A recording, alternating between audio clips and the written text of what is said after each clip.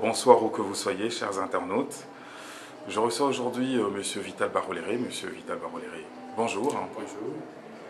Nous sommes à quelques jours des élections présidentielles au Congo qui se sont passées ce 28 novembre 2011. Vous étiez vous-même candidat aux élections. Vous êtes désisté la dernière fois que l'on s'est vu en faveur du candidat Etienne Tshisekedi.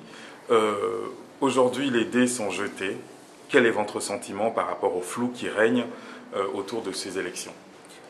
Mon sentiment, c'est un sentiment partagé par les 60 millions de Congolais qui ont voté pour l'opposition et qui ont vu leur voix voler juste à la dernière minute, je vais dire, mais c'était tout un processus préparé depuis très très longtemps. Donc c'est un sentiment de révolte, c'est un sentiment de colère, de colère que je porte pour la population congolaise, parce que cette population s'est mobilisée. Il y a des femmes, de vieilles femmes, il y a de jeunes, de gens qui ont fait des kilomètres pour aller voter, pour poser cet acte d'alternance, et par la machine du pouvoir actuel au Congo et de la CENI, ces votes ont été volés. Il faut dire le mot.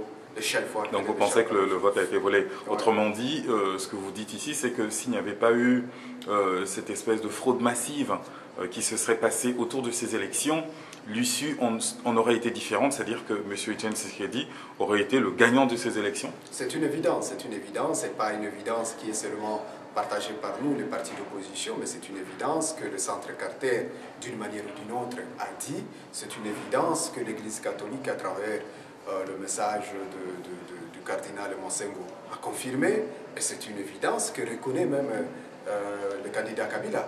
Il reconnaît lui-même dans son message d'aujourd'hui qu'il y a eu des irrégularités, et quand un candidat reconnaît ça, c'est-à-dire qu'il y a eu de fraude massive. Mais M. Baroléré, tout de même, lorsque l'on s'est vu la dernière fois, vous disiez que votre stratégie était de faire un front commun face au président sortant. Donc, c'eût été, à mon sens, la meilleure façon de gagner ces élections. Pourquoi ce front n'est jamais arrivé? Et ce faisant, parce qu'il n'est pas arrivé, comment peut-on s'étonner dès lors que le candidat de l'opposition, parce qu'il n'y en avait pas un, ne soit pas le candidat gagnant de ces élections? En tout cas, c'était une stratégie qui était proposée, que nous avions proposée aux candidats qui sont allés jusqu'à la fin de la course. Donc vous voulez parler de M. Tshisekedi, de M. Kamere notamment, de M. Kengo. De M. Kengo, les trois candidats les plus en vue, mais aussi les autres. Mais nous avons considéré ces trois. Nous avons appelé ces trois candidats à s'unir, en tout cas l'ensemble de la population congolaise. Mais comment pouvez-vous expliquer qu'il n'y ait pas eu cette alliance de raison? Il est très prématuré d'avoir toutes les réponses aujourd'hui, et je pense que le contexte actuel ne s'y prête pas à aller dans des analyses pour dire quelle est la responsabilité. Mais je pense qu'il y a quand même une part de... Parce que vous parliez de vol tout à l'heure, ce sont des mots très durs, mais on peut parler de vol sans un tant soit peu revenir sur les responsabilités des uns et des autres, M. Baroléré. Je n'élude pas les responsabilités. J'ai dit, dans l'immédiat, ce que veut le peuple congolais, c'est qu'il y ait une réclamation en bonne et due forme, c'est-à-dire sur le plan juridique, avec la communauté internationale en appui, en tout cas pour que la légalité rentre, en tout cas dans la situation des élections, et qu'on reconnaisse la victoire de M. Etienne Tshisekedi. Mais comme une alliance reste quand même une union de raison, nous avons soutenu la candidature de M. Tshisekedi en lui demandant, en tout cas, de faire un effort pour être rassemblé autour de lui à M. Vital Kamere et M. Kengo Adondo. Mais nous avons constaté que ces trois acteurs n'ont pas pu se mettre ensemble. Ils n'ont pas joué le jeu, en clair. Ils n'ont pas joué le jeu. C'est dommage, ça fait mal, etc. Ça traduit une certaine... ils n'ont pas pris les responsabilités comme il se devait. Aujourd'hui, on ne serait pas en train de faire cette interview et de discuter. Nous serions en train de faire la fête si ces trois acteurs avaient pris les responsabilités. Voilà. Mais ce qui se passe ici est plus ou moins étrange, c'est que, vu comme ça, d'un œil assez lointain, on a l'impression que ces responsables se mettent ensemble aujourd'hui, dans un moment de regret, alors qu'ils auraient dû le faire en amont des élections. Oui, oui, c'est un constat objectif que nous partageons. On voit aujourd'hui Vital Kamerhe et Etienne Tshisekedi travailler main dans la main.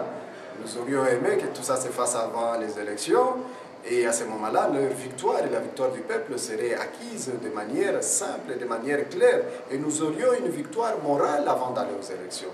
Mais nous ne pouvons pas rester sur les regrets. Cela est fait. Nous devons en tirer les conséquences et surtout, nous les jeunes partis, nous les jeunes leaders qui nous prétendons être des leaders de notre pays pour demain, nous devons en tirer des leçons.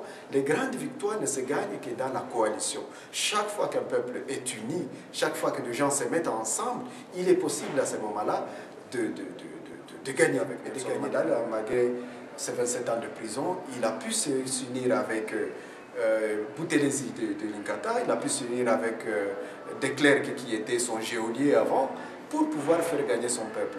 Et ça, nos leaders n'ont pas suffisamment fait ça, mais ce n'est pas le moment de condamner les uns et les autres, c'est le moment de voir quelles leçons nous pouvons en tirer tous et comment répartir sur de nouvelles bases pour construire un Congo assez dynamique et prospère pour tout le monde. Monsieur Baroléré, est-ce qu'une des premières injustices n'était déjà pas celle qui fut de mettre de côté toute une frange de la population?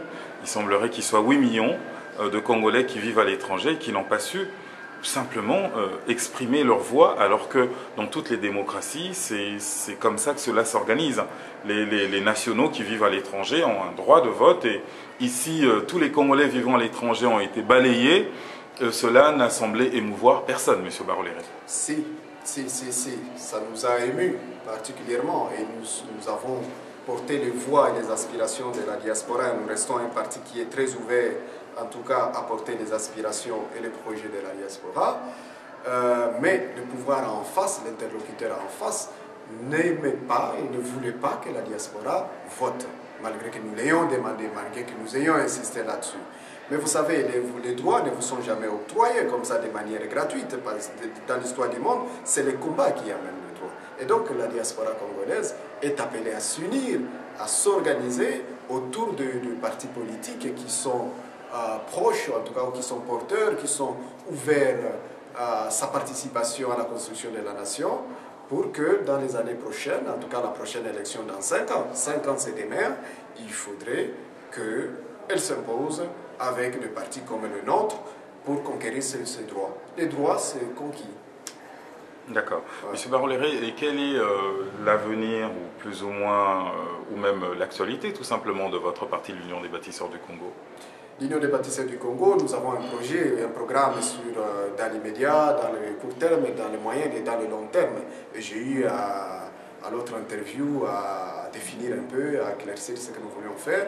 Dans l'immédiat, déjà ce samedi prochain, nous faisons le vernissage de notre programme, le programme du parti pour les 5 années à venir, que nous venons de publier sous forme d'un livre. Donc vous avez un livre-programme qui s'appelle... Le programme Agissons voilà. Ensemble, bâtissons le Congo. Nous avons un deuxième livre qui vient d'être publié aussi, qui est Peuple d'avenir, qui est une réflexion sur l'avenir du Congo et de la participation de notre peuple dans la construction de son avenir. Voilà, donc pour tous les Congolais et Congolaises qui sont curieux de savoir les alternatives politiques possibles pour notre pays, il y a évidemment le livre Agissons qui donne l'alternative des Ubéciens, donc de l'Union des bâtisseurs du Congo. C'est bien ça? Tout à fait, parce que nous pensons que, et nous l'avons vu encore ici pendant ces élections, les campagnes électorales, pour la plupart, ont été basées sur la distribution des t-shirts, de casquettes,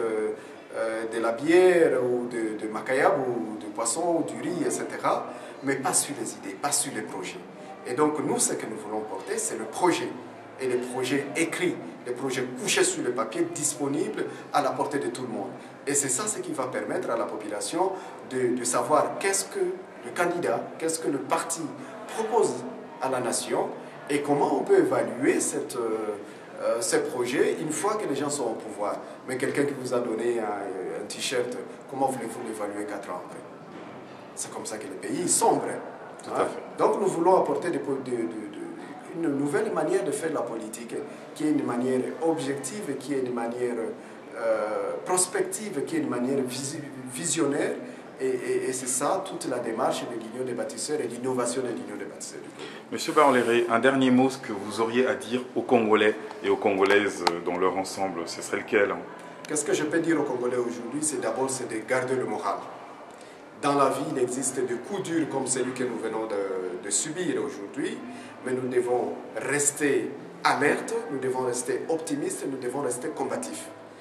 Il reste une étape qui est la validation ou la non-validation de ces résultats par le Conseil constitutionnel, la Cour suprême. Je pense qu'à ce niveau-là, il y a encore la possibilité de rentrer dans notre droit.